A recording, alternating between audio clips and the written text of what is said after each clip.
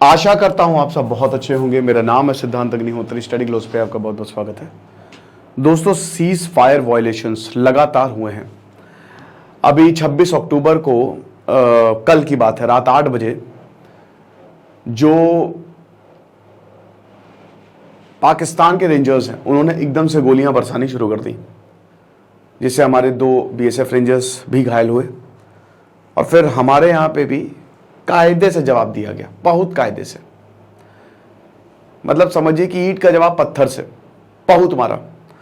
लेकिन फिर भी दोस्तों सीज फायर वायलेशन हुए। 17 अक्टूबर को भी इस तरीके का वायलेशन हुआ।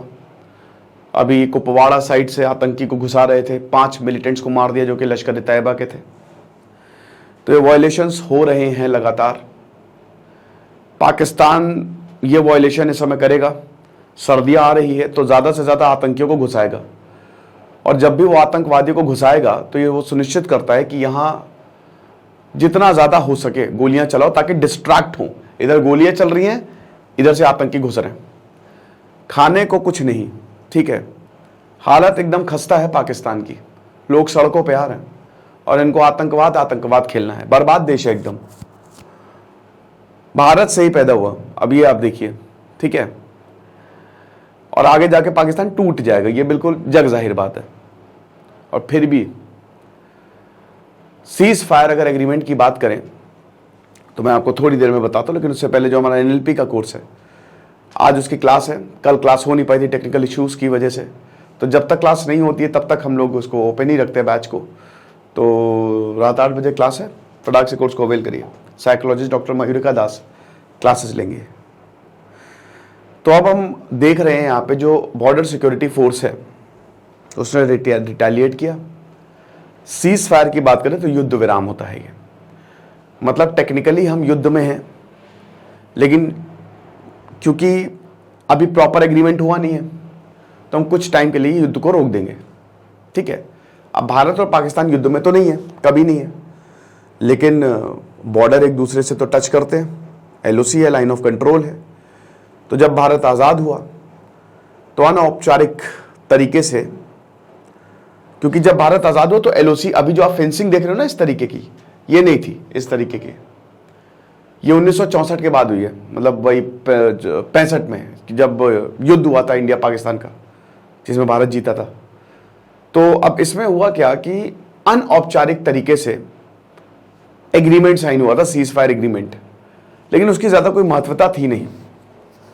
1999 में जब भारत और पाकिस्तान लगभग युद्ध के करीब आ गए थे, और 2003 में भी, क्योंकि आपको पता ही है कि जो हमला हुआ था 2001 में पार्लियामेंट पे, वो बड़ा डेंजरस था, पाकिस्तान की तरफ से था।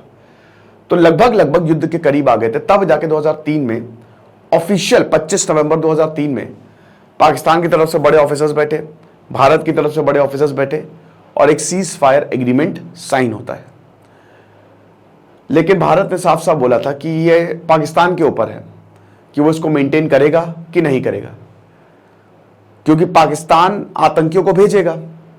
पाकिस्तान के पास आतंकवादी, उनके पास नेटवर्क है, तो अगर वो उनको कंट्रोल कर लेता है तो बहुत अच्छी बात है, नहीं तो ये सीज फायर बस पेपर पे ही धरा रह जाएगा। काफी सीज फायर वायलेशन हुए एग्रीमेंट के बावजूद। 2018 में लगभग 2100 के करीब सीज फायर, उधर से 2100 बार, आप समझ रहे हो, गोलियां चलाई गई। 370 इन्वोक हुआ, हटाया गया, आपको पता है, रिवोक हुआ 2019 को। उसके बाद और ज्यादा, 2020 में लगभग 3500, और 2021 में तो लगभग 5000, 2021 नहीं 2020 में, सॉरी, 5000 के करीब सीज फायर वायलेशन। फिर भारत ने बहुत मारा भारत ने, और फाइनली पाकिस्तान 21 फरवरी, मतलब फरवरी 2021 को दोनों लोग बैठे और एक और बार जो 25 नवंबर 2003 का सीज फायर एग्रीमेंट था उसको दोबारा रिवाइज किया कि इसको रिवाइज करते हो और अब तुम उधर से गोलियां नहीं चलाओगे। तब से बहुत कम इंसिडेंट हुए हैं। हालांकि सीज फायर वायलेशन अभी भी हुआ है, अभी भी 7-8 बार सीज फायर वायलेशन हुआ है पाकिस्तान की तरफ से, है ना। पाकिस्तान इसको ओन नहीं करता है, कहता है कि अरे नहीं हम नहीं कर रहे हैं, हम गोलियां नहीं चला रहे हैं।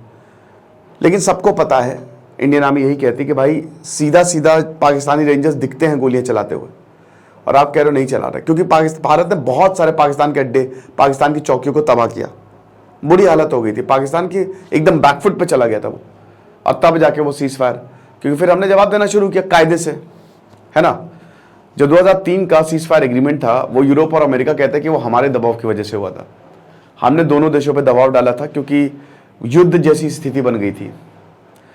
1999 में जैसे कारगिल स्थिति ना, कारगिल जैसी स्थिति, वैसे ही 2003 में भी युद्ध जैसी स्थिति बन गई थी, तो हमने उसको टालने के लिए डाला था ताकि सीज फायर एग्रीमेंट हो जाए। अभी कितना सही है कितना नहीं मुझे नहीं पता, बट एक चीज पक्की है, 2003 में तो एग्रीमेंट हुआ। तो अभी फिर से अक्टूबर में सीज फायर का वायलेशन हुआ पाकिस्तान की तरफ से, फिर से लगातार गोलियां चलाई गई, ठीक है, और फिर से हमने मुंह तोड़ जवाब दिया।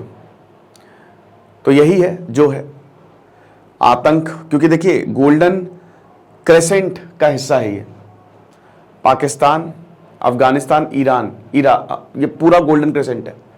यहां से ड्रग्स आते हैं, ये लोग ड्रग्स भी बेचते हैं, नारकोटिक्स का पूरा नेटवर्क है, और ये पाकिस्तान के साइड से आता है, तो उसको भी हमने बस्ट किया। और इधर गोल्डन ट्रायंगल है, कौन कौन सा देश है, चलो कमेंट बॉक्स में बताओ। और अगर आतंकवादियों को घुसाना होता है तो वो भी है, उसका भी प्रावधान है। पाकिस्तान सब प्लानिंग करके रखता है। टनल नेटवर्क्स बहुत सारे थे, सुरंगें थी, खोद दिया, बहुत सारी सुरंगें तो बीएसएफ ने बंद की, आर्मी ने बंद की, कि क्या चल रहा है भाई ये। तो वही है कि इंडियन आर्मी जब तक खामोश है, लेकिन जब वो बरसती है तो फिर साफ हो जाता है, ग्राउंडी मैदान हो जाएगा वो पूरा का पूरा। और ये कई बार हमने देखा है। चाइना, वो भी अरुणाचल प्रदेश के बगल में, उसने सेना लगा दी है। पिछली बार 2022 दिसंबर में जब अरुणाचल में क्लैश हुए थे, बहुत मारा था भारतीय सेना ने, बहुत मारा था, भगा दिया था पीछे, डर के मारे सेना लगा दी। यही है। बाकी आप एनएलपी के कोर्स को जरूर अवेल करें, आपको बहुत ज़्यादा फायदा होगा। Thank you so much.